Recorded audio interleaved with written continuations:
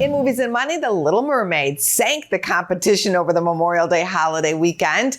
Our film critic Erik Childress is here with the box office numbers. Erik, you see some troubled waters for Disney and The Little Mermaid. That's right, Angie. The $118 million that Disney's live-action Little Mermaid remake made over the holiday is actually the fifth highest all time.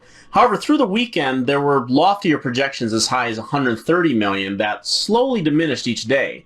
Now, like Guardians of the Galaxy Volume 3, which is headed into profit, The Little Mermaid carries a production tag of $250 million, and if the film fails to hit $300 million in North America, that could leave $500 million to be covered internationally just to break even. Two new movies could make a splash in theaters this weekend. One is Spider-Man Across the Spider-Verse. Here's a look.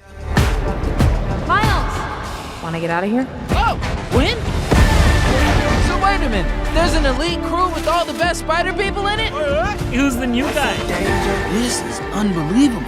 This is the lobby.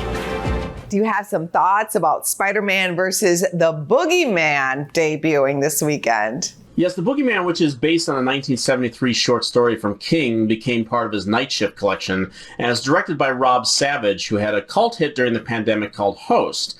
Now, clearly, Fox and Disney are hoping that The Boogeyman can grab the attention of horror fans around the same time that The Black Phone did with audiences last June. I think we will see it scare up some decent numbers for a third-place finish this weekend.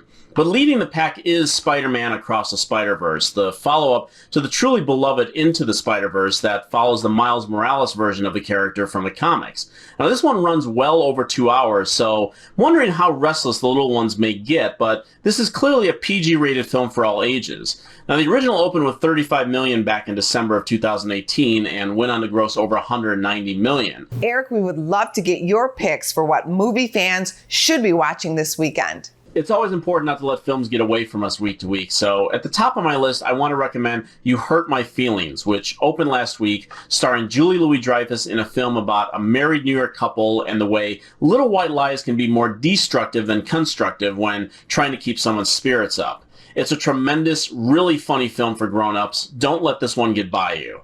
Now, also on Paramount Plus is the documentary The Fire That Took Her, which details the tragic ordeal of a woman who was burned in public by her boyfriend and how she ultimately was able to testify against him in her hospital bed. It's a tremendous tale of courage and justice that is worth your time.